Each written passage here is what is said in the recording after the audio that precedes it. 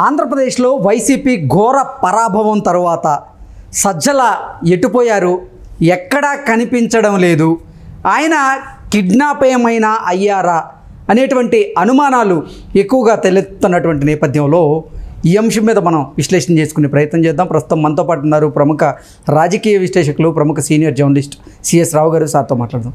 Sir hi sir. Hello. ఆంధ్రప్రదేశ్లో సార్వత్రిక ఎన్నికల్లో వైసీపీ ఘోర పరాభవం తరువాత సజ్జల ఎటుపోయారు, ఎక్కడా కనిపించడం లేదు, ఆయన ఏమైనా కిడ్నాప్ అయ్యారా అనేటువంటి అనుమానాలు కూడా వ్యక్తమవుతూ ఉన్నాయి.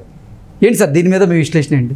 సో ఏంటంటే రకరకాల అనుమానాలు వస్తున్నాయి. వైఎస్ఆర్ కాంగ్రెస్ పార్టీ వాళ్ళకి అనుమానాలు వస్తున్నాయి. మామూలుగా ఎప్పుడు కూడా తాడేపల్లి క్యాంప్ ఆఫీస్లో ఆయన ఉండేవాళ్ళు.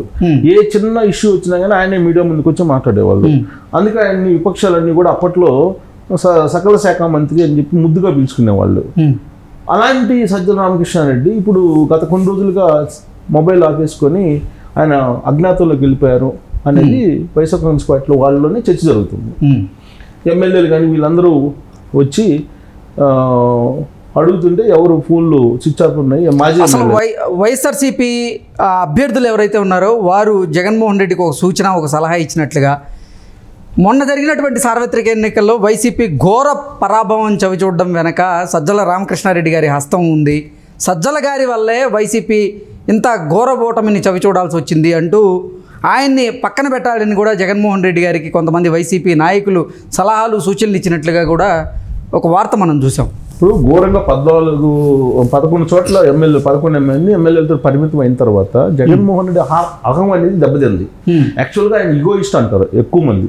ఓకే, ఆ ఈగోయిస్ట్కి అహం దెబ్బతింది. అహం దెబ్బతిన్నప్పుడు ఎవరు ఎదుపడినా కానీ ఏమవుతుంది అనేటువంటి ఒక ఆందోళన పార్టీ లీడర్లలో ఉంది. సరే, అందుబాటులో ఉన్నటువంటి కొంతమంది లీడర్లతో ఆయన ఏదో సమావేశం అయ్యారు. ఆ సందర్భంగా కొందరు కన్నీళ్ళు పెట్టుకున్న వాళ్ళు వీళ్ళందరూ ఉన్నారు. ఆయన అయితే మామూలుగానే మాట్లాడారు. ఆ సందర్భంగా వాళ్ళు చెప్పినటువంటి మాట ఏంటంటే, అసలు యాక్చువల్గా అధికారంలో ఉన్నప్పుడు మిమ్మల్ని కలవడానికి అవకాశం అసలు సజ్జల రామకృష్ణారెడ్డి ఇచ్చేవాళ్ళు కాదు అనేది వాళ్ళు చెప్పినట్టు. ఈవెన్ సో ఆయన వెంకటరామరెడ్డి ఏం చెప్తున్నాడు, ఆయన అసలు జగన్మోహన్ రెడ్డి కలవడానికి అవకాశం మాకు ఇవ్వకుండా సజ్జల రామకృష్ణారెడ్డి చేశాడని ఆయన కూడా ఒక వీడియో పెట్టారు. సో ఇలా అందరూ కూడా సజ్జల రామకృష్ణారెడ్డి మీద కంప్లైంట్ చేస్తున్నారు. ఇలాంటి పరిస్థితుల్లో జగన్మోహన్ రెడ్డికి ఎదురు పడితే ఆయన రియాక్షన్ ఎలా ఉంటుందో సజ్జల రామకృష్ణారెడ్డికి తెలుసు. అందుకని ఆయనకి ఎదురు పడకుండా ఆయన అసలు తప్పించుకొని ఎక్కడికైనా వెళ్ళిపోయారా ఏంటి అనేది పార్టీలో జరుగుతున్న చర్చ. అంటే అసలు సజ్జల రామకృష్ణారెడ్డి తప్పించుకున్నారా లేదా తప్పించారా? ఇప్పుడు అది అర్థం కానిదే. ఇప్పుడు వైఎస్ఆర్ కాంగ్రెస్ పార్టీలో అసలు ఒక భయానకమైనటువంటి సిచ్యువేషను, భయానకమైన చర్చ ఏంటంటే, సజ్జల రామకృష్ణారెడ్డిని తప్పించేటువంటి ప్రయత్నంలో ఎవరైనా కిడ్నాప్ చేశారా, తప్పించేటువంటి ప్రయత్నం చేశారా, లేదా ఆయన తప్పుకున్నారా?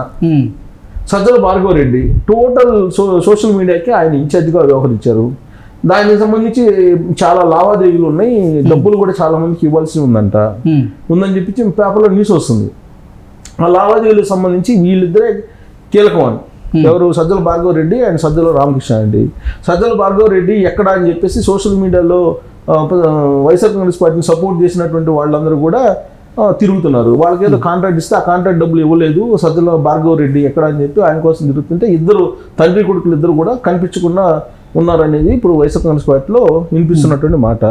అంటే ఎవరైనా కిడ్నాప్ చేశారా వీళ్ళని, లేదు వాళ్ళపై వాళ్ళు కనిపించకుండా అజ్ఞాతంలోకి వెళ్ళిపోయారు అనేటువంటి చర్చ జరుగుతుంది.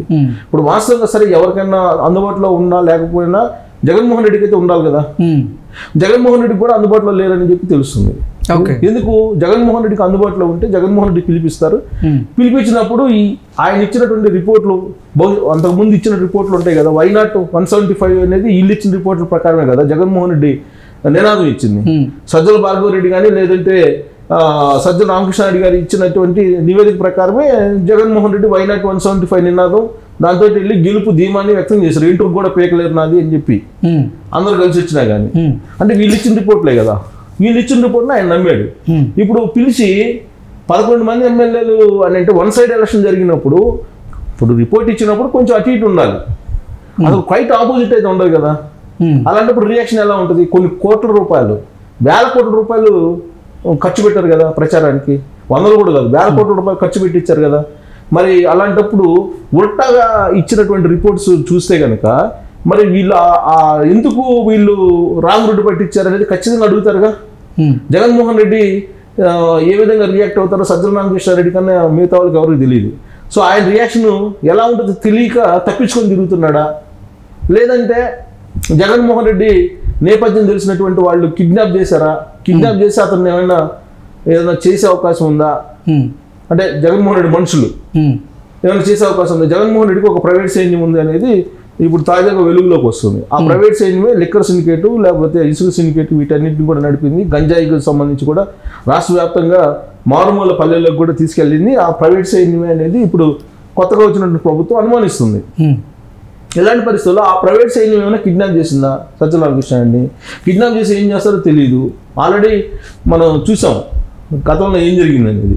లాస్ట్కి ఎన్నికల సమయంలో ఎవరు లేకుండా వెళ్ళిపోయారు కదా.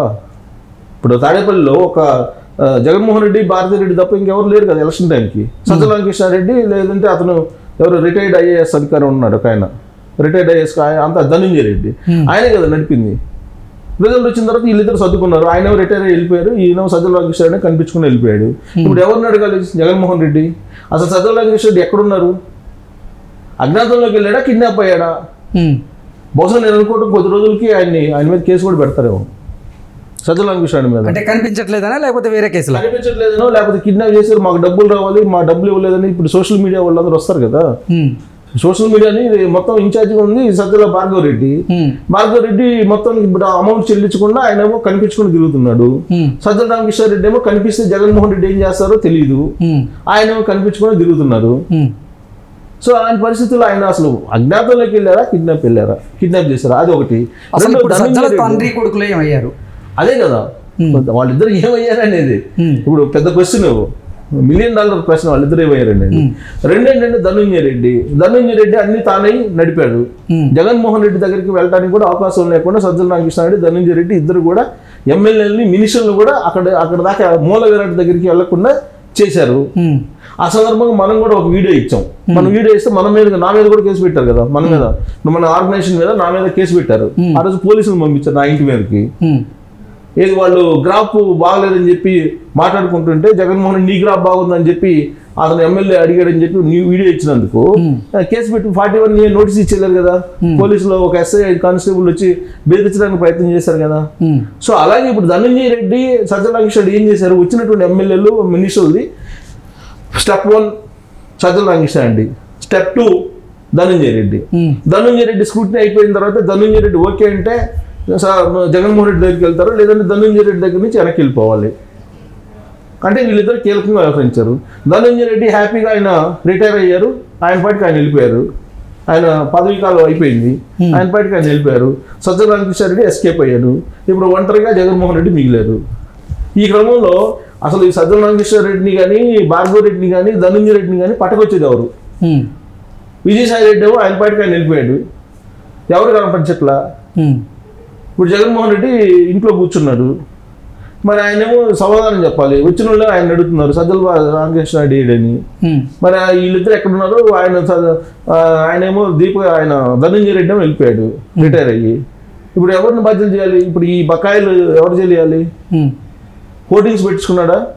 డిజిటల్లో అందరితోటి డీప్ ఫేక్ వీడియోస్ చేసి తర్వాత అందరికి ఇల్లీగల్ కాంటాక్ట్స్ అంటగట్టి వాళ్ళ ప్రైవేట్ జీవితాల్లోకి వెళ్ళి నానా రకాల హింస పెట్టారు కదా అందరినీ సోషల్ మీడియా ద్వారా.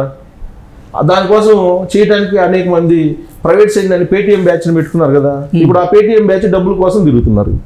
ఇప్పుడు ఆ పేటీఎం బ్యాచ్ డబ్బులు ఇవ్వకపోతే జగన్మోహన్ రెడ్డి మీద పెడతారు వాళ్ళే ఇండివిజువల్గా.